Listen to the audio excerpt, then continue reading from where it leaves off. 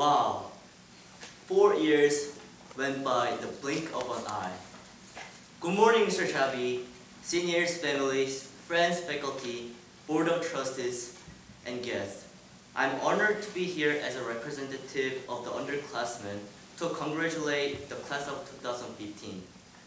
For those who do not know me, my name is Yoon, a sophomore from South Korea. I'm a very lucky person being at Lawrence Academy because it has really helped shape who I am today.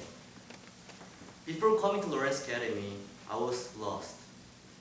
I didn't know what I was interested in, how to define my personality. However, that all changed with Mr. Brescia. I always got A's in other classes, but only B's in his classes. I killed myself to get a B minus. This was still harder than my A's. Mr. Brescia was my enemy. He was a GPA killer. At the same time, I loved his class the most. He was a teacher who understood me and knew more about what I was going through than I did. In the spring term this year, he gave us a new challenge. We were supposed to make a 4-minute documentary. At first, I was very clueless, but I also loved the challenge of the assignment and the different things I had to learn. It was even harder because this assignment was also a first for Mr. Brescia, and no one likes being the guinea pig. In hindsight, he gave us a new assignment because he trusted us. It was a remarkable achievement to plan an entire project by myself. Whenever I made a little progress, I was very excited because I learned tons of new stuff.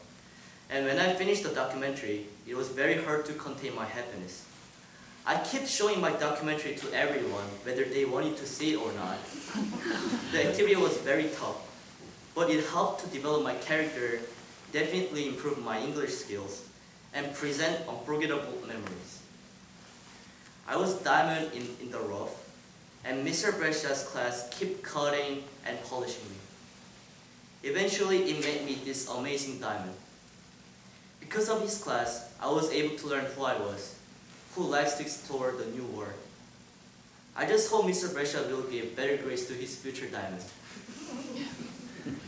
Lawrence Academy gave me the opportunity to experience new frontiers that others in my position might not be able to do. As many people know, Asians are not known for being good athletes. Asians are known for studying 16 hours a day. Personally, I'm very sick of these stereotypes. Many people are surprised to see me as an Asian male on the track whenever I'm about to run in my event. I can tell by their facial expressions that all the other runners underestimate me. Last year at Beaumont Hill, there were 6 athletes including Johnny Wei and me in the same heat for the 100 meters. 2 were black kids. Before running, they came to us and asked whether we were in their heat. And when I said yes, they burst out laughing. Johnny and I said nothing, but we were both furious. When the race started, I just looked ahead and ran as hard as I could.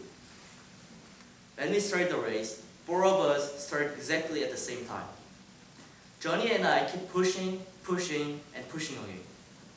At 60 meters, I cut both of them, but I did not stop pushing. Today, I thought a stereotype will shatter. When I crossed the finish line, I couldn't see anyone but Johnny. He and I had finished first and second.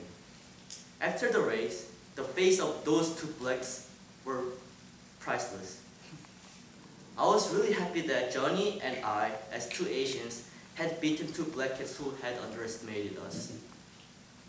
Brian Dyson, who was the chief executive officer of Coca-Cola, said, "Nothing is really over until the moment you stop trying."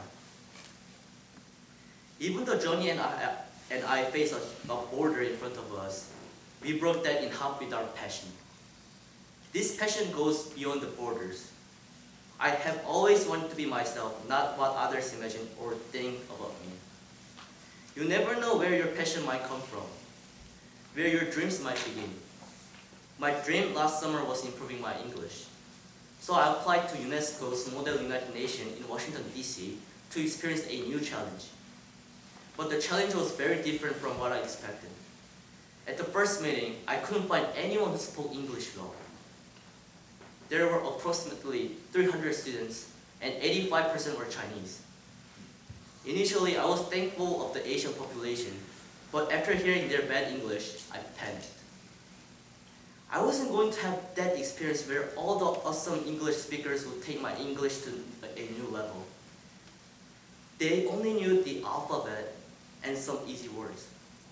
Whenever I spoke to someone, they were afraid to talk to me.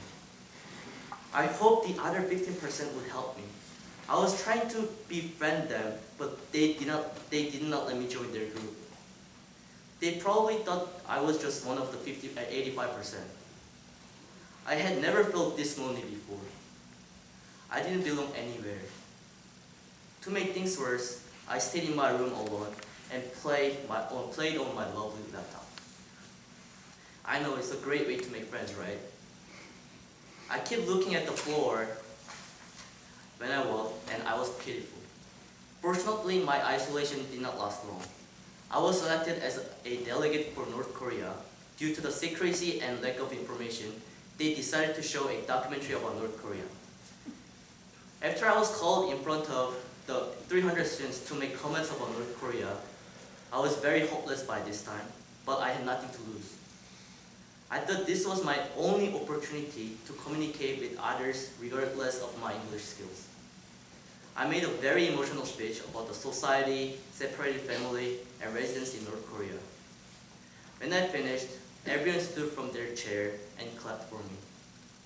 I almost cried.